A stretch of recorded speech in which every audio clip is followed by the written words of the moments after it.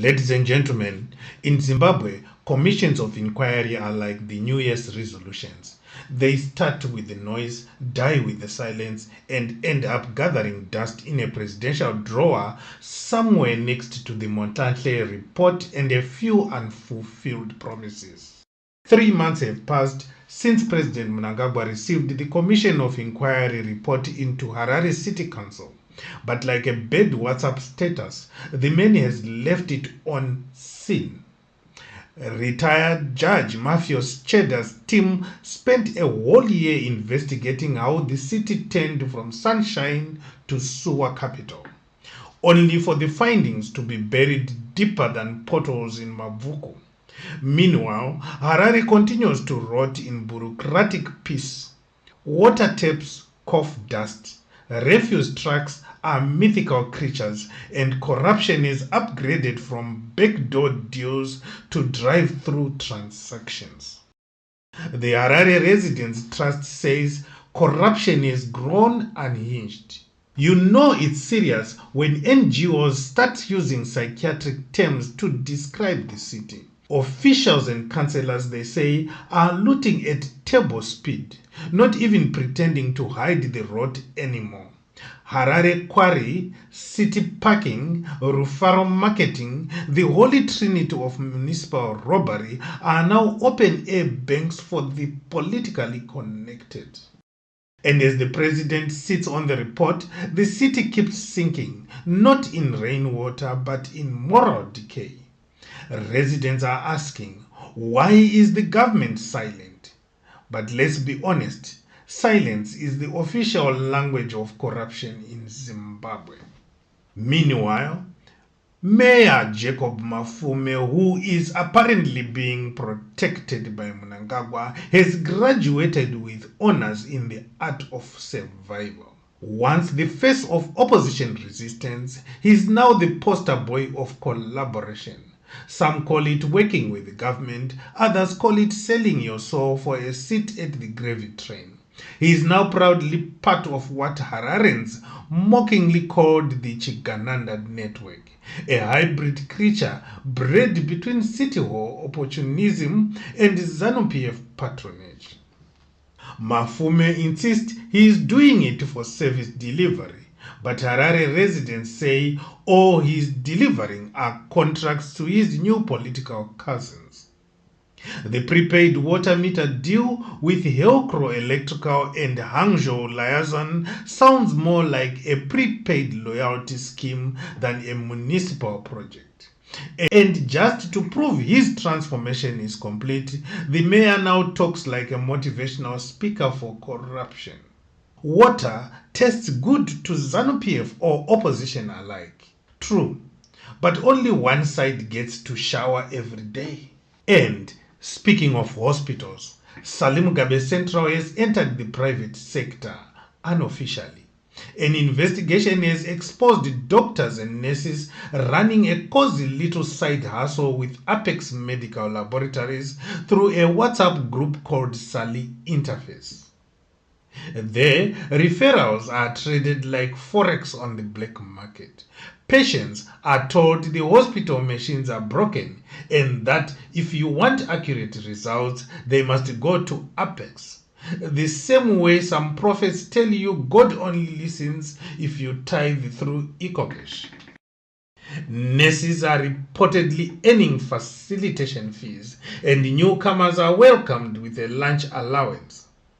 Forget healing the sick. At this hospital, your sickness is someone's business opportunity. Medical ethics? Please. The only oath being honored here is the one that says, "Thou shalt hustle." While doctors are cashing in and the city council is cashing out, Nelson Chamisa has resurfaced on X, formerly Twitter, now a digital echo chamber where the oppressed go to complain. He told the Zimbabwe Electoral Commission to learn from Malawi, where elections are boringly peaceful and presidents actually concede defeat without needing soldiers in the streets. He reminded ZEC that credible elections don't involve candlelight counting and delayed ballots lost in transit. He even coined a new word, citizenocracy, a government by the people, for the people, and hopefully not triggered against the people. In Zimbabwe, that sounds like science fiction. Back in the business world, finance strategist Tendai Wachkoka is urging CEOs to stop sitting in boardrooms and start building. A bold statement in a country where some companies haven't released a new product since Mugabe was still jogging. His book, Builders Who Scale, says true entrepreneurs must innovate, not just plan to innovate. He calls it interactive disruption, though in Zimbabwe we call that ZESA. Wachkoka believes technology, especially AI, can transform local businesses. But given the current economy, AI in Zimbabwe will probably stand for artificial income. Down in Karoi, a police officer discovered that swallowing your problems doesn't make them disappear. Sergeant Paul Zimbanete tried to eat a marked $50 bribe note during a sting operation.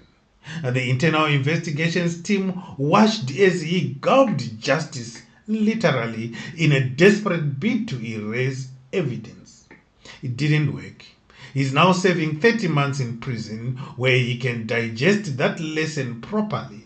It's poetic, really. A corrupt officer trying to consume corruption only to be consumed by it. Meanwhile, at the Grain Marketing Board, 4 tech-savvy crooks decided to remix cybercrime with good old-fashioned greed. They hacked a GMB accountant's email posing as him to transfer over $1 million to a fake microfinance account. They even went to collect the money at Holiday Inn because apparently crime now checks in with room service. The police caught them waiting for their shares. Sometimes the stupidity of criminals gives investigators a holiday. Then there's the retired pastor from Budiriro who tried to dodge a $22,000 loan by pretending to be illiterate. Pastor Mumbiro claimed he couldn't read or write when he signed the loan papers. The High Court disagreed, saying he was educated enough to lie. The judges quoted an ancient law, "He who signs shall pay." His house is now executable, meaning the only sermon he will preach next is on financial literacy. In Chitungwiza, tragedy struck when a 13-year-old girl was sexually abused twice in one night. A horrifying reminder that amid the circus of corruption and incompetence, real victims still exist. The perpetrators remain at large, proving once again that law and order in Zimbabwe are like the power grid, mostly unavailable. Beyond our borders, Madagascar's Gen Z protesters are rejecting their president's fake dialogue, calling it a government-sponsored group therapy session. The youth there are done with the poverty and corruption. They have seen Kenya's Gen Z rise and are now shouting their own homegrown version. The government's response, tear gas and speeches about peace. Africa's leaders never run out of recycled metaphors, just clean drinking water. In Burkina Faso, the military junta arrested 8 members of a Dutch NGO for spying because apparently giving humanitarian aid is now espionage. The NGO insists they were only collecting safety data, not secrets. The junta doesn't care. In their dictionary, data and treason rhyme. It's a new world where humanitarian work is a crime and dictatorship is called patriotism. Back home in South Africa, Mandla Mandela, the grandson of Nelson Mandela, returned after being detained and deported by Israel.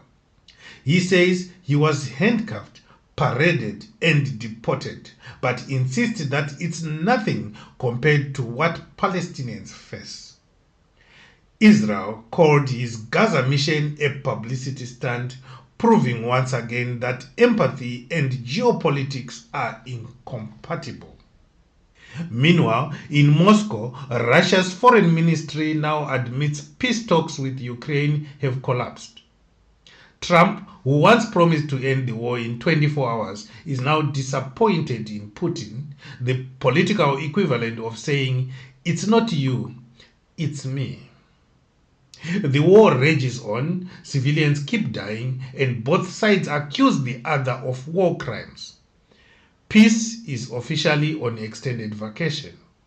In Germany, authorities have decided they have had enough of drones ruining flights and nerves. A new law will allow police to shoot down rogue drones, jam their signals, or even snatch them mid-air with robotic dogs. Yes, actual robotic dogs. Somewhere, Elon Musk is smiling. Further east, Afghanistan's neighbors have formed an unlikely alliance. India, China, Russia, Iran, all agreeing that Trump's plan to reclaim Bagram Air Base is a bad idea. The Taliban, now acting as the voice of sovereignty, told him, "No thanks." It's a strange world when the Taliban are lecturing anyone about independence. In sports, Cristiano Ronaldo has achieved what no footballer has achieved before: billionaire status.